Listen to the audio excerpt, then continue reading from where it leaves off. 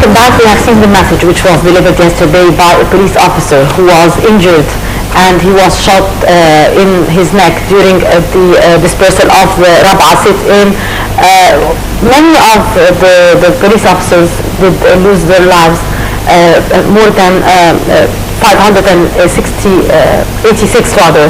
martyrs from the police forces, and more than 4,000 injured since the 2011 revolution. How do you see that huge number, which is, I believe, we did not witness throughout the years that huge number of martyrs from only the police forces? So how to read that, and what message do you want to deliver to the injured and the family of the martyr? Well, these figures are war figures indeed. Those casualties you can find only in war. Yes. Yet we have all this huge number of injured people and martyrs within only 4 years. And still the police officers are in the posts, are in the streets, are in uniform. Nobody is leaving his post fighting for his safety. Indeed, yes.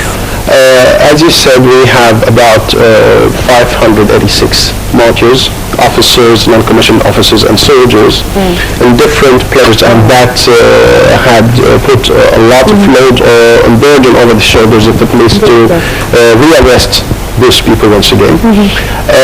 As we have been saying, we have 4,000 injured police officers and non-commissioned officers. Really bad injuries. Some of them very severe injuries. Some people lost arms or legs. Others lost sight forever. And we will live with that. They need assistance from their families. They need medical assistance all the time. Some of them we had to send them abroad to Western Europe for very concentrated and specialized treatment. One of them was Captain Rami, who have spoken overseas from London to the audience. That was the first time that we tell the people, not only the martyrs, you see, we have scores of officers who are suffering. Some of them are for 4 years now receiving treatment abroad. Rami is crippled after receiving a pellet in his neck that caused his injury. Yet he has a very high morale, speaking to the Egyptians from London, thanking Egypt for being in support to him and his family, and he wishes that he wants to come back to share the Egyptians their hope for the future. And he said that he has been injured because he protected the desire of the Egyptians to express themselves and their choice. That was a really very concentrated message. And he is representing all the injured people who are hidden on the corridors of the hospitals, that we cannot see them on our events.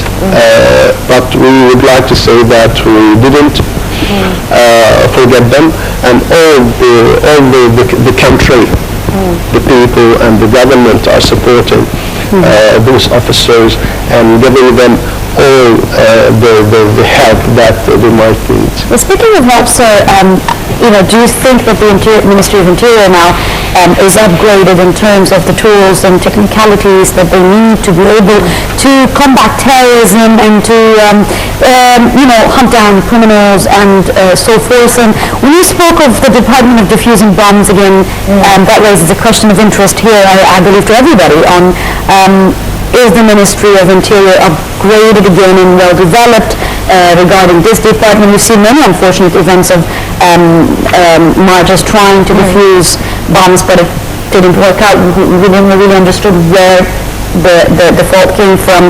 Is it the lack of the technicalities, or is it just, again, faith and so forth? Tell us more about that. Well, having the bomb squad experts got injured or got killed this is an option, and we know it. It's like the fire brigade when they got suffocated or got burned. Yes. So it's not a rare situation, but when it happens, we start to ask questions. Yes. Was this the best technique to Uncertain robots, I think now. there are different things. There is a blanket, there are containers that you place the explosive in and try to explode it. There are different tactics, and this is to the expert himself to decide what is he going to do, especially when it's a crowded area. There is a great burden over the shoulders of the expert himself, because he needs to secure the area. He can, of course, detonate the explosive device from a distance, but this is in rural areas, not in crowded areas. I'm sorry to interrupt you. Are primary bombs more difficult to defuse than the more complicated ones? Is it true, or it doesn't apply? Well, we call it improvised explosive device that people are assembling in any place using materials they can find in markets. And then it's not secured because the factory, the military factories, when they have an explosive, it's really secure because it would be handled among soldiers. It could be have self-destruction if it is in the wrong place. It could be diffused itself.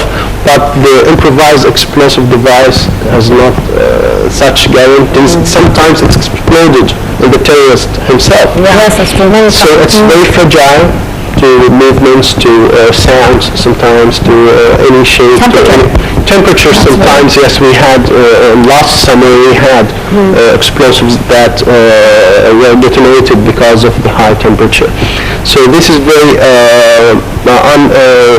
unexpected attitude of the device, and that really have great danger faces those experts, but they are very brave people to face this, because they know that this is their job to face it rather than the people face yes. And they take the full decision to sacrifice their life for the sake of the Egyptians. Indeed. Yet all the country is supporting the Ministry of Interior. They don't spare any efforts to import the new techniques, the new devices that may help the officers in their job. Yet incidents are expected. Brigadier Fathy, still after 4 years after the January 2011 revolution, the police and military personnel are the target of the terrorist attacks.